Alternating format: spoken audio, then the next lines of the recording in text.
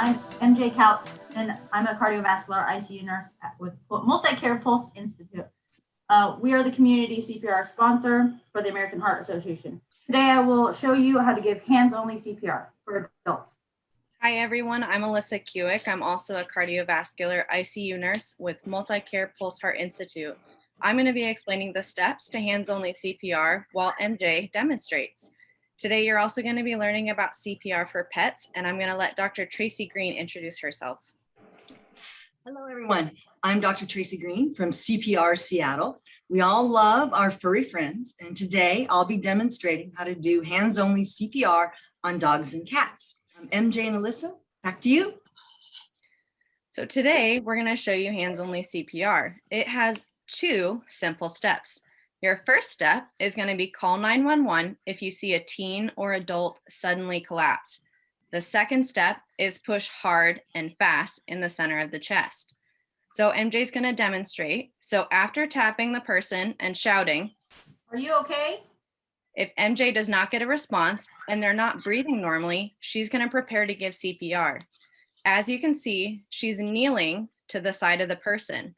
She's going to put her hands on top of each other and interlace her fingers together.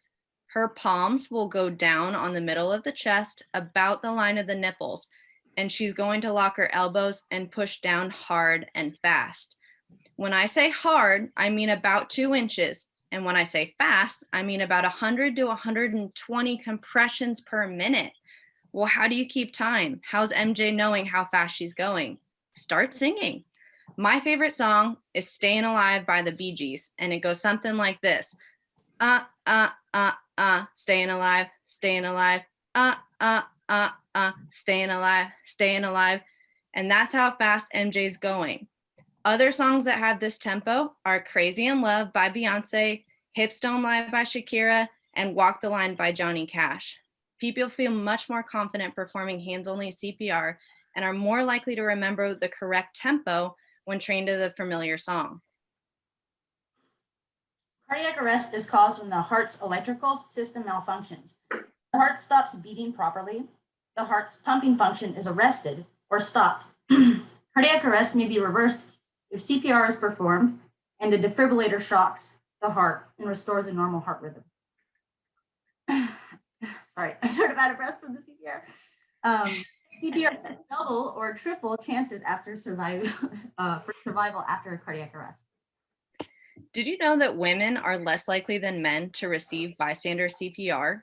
Only 39% of women compared to 45% of men received bystander CPR in a public study in 2017. Certain barriers, including fear of getting sued or hurting women or even being accused of inappropriate touching, were limiting bystander CPR. The Good Samaritan law offers some protection to those who perform CPR, but honestly, the best way to feel prepared is to get CPR certified. Another barrier is a common myth that women are less likely to have heart problems, but in reality, cardiovascular diseases claim the life of women about every 80 seconds. Heart attack symptoms can be different in women and can include pain or pressure in the lower chest, abdomen, jaw, neck, and or upper back, nausea, vomiting, indigestion, shortness of breath, fainting, extreme fatigue, and just like men, chest pain, which is the most common symptom for both men and women. If you or someone around you are experiencing these symptoms, call 911 immediately. And if you wish to get CPR certified, you can visit www.cpr.heart.org to find a location near you to get certified.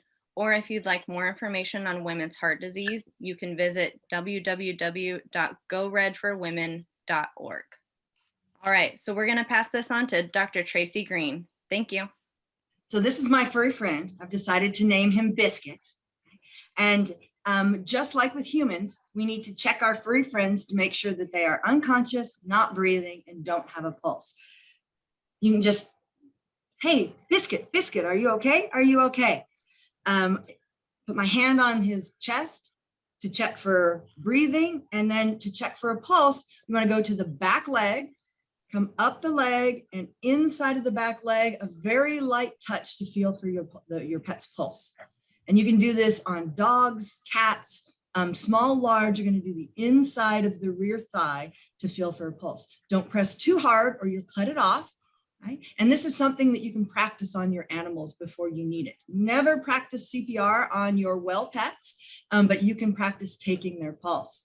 If Biscuit is unconscious, not breathing, and has no pulse, I'm going to lay him on his right side. If our eyes are facing the same direction, his right side is my right side. So I will lay him with his right side down, his left side up. I will position my knees behind his back, 2 hands, come along the front leg, go right behind that major bone on the chest, 1 hand on the other, and then the mechanics for pet CPR are the same as for human CPR. I'm going to lock out my elbows. I want to make sure that my center of gravity is over my hands, and I'm going to use my major core muscles to press down and not my arms. Allow full recoil between each compression. I'm also going to want to make sure that Biscuit is laid out so that his neck is not kinked. So I want a straight line from the tip of the tail to the nose, mouth open, tongue out, which Biscuit doesn't actually have a tongue, so you're going to have to visualize that. And I'm going to keep doing compressions for not more than 2 minutes, because unlike with humans, there is no ambulance coming to help Biscuit. So I need to get to the vet as soon as possible. If there are 2 people, I can transport and do CPR along the way, or I will just put Biscuit in the car and go to the vet. Now, this is what I would do with a large dog. For a medium-sized dog, I'm going to use 1 hand. I'm going to press at the same rate and speed as I would for a human being, 100 to 120 beats per minute. Allow full compression, and I'm going to press down a depth of 1/3 to 1/2 the chest depth. Right? And this is how we would measure. So this would be the chest depth, press down 1/2 to 1/3. If I have a small dog or cat, I am again going to lay them on their right side, but this time I'm going to be facing the stomach. I'm going to place 1 hand underneath as a guide, and then maybe use 2 fingers for a very small animal, or use my whole palm. Press on the chest right behind that big thigh bone. At a rate of 100 to 120, make sure that the animal is stretched out and the airway is open, and keep pressing until it's time to drive to the vet. So that's large, medium, and small animals. Any questions? What's the like normal pulse rate for a large dog? You know, it's very dependent on age and kind of breed, but the larger the animal, usually the slower the pulse, but it can be anywhere from 55 or 60 up to 120, depending on size and age. Okay, awesome. Question, is doing the compressions for dogs the same as for cats?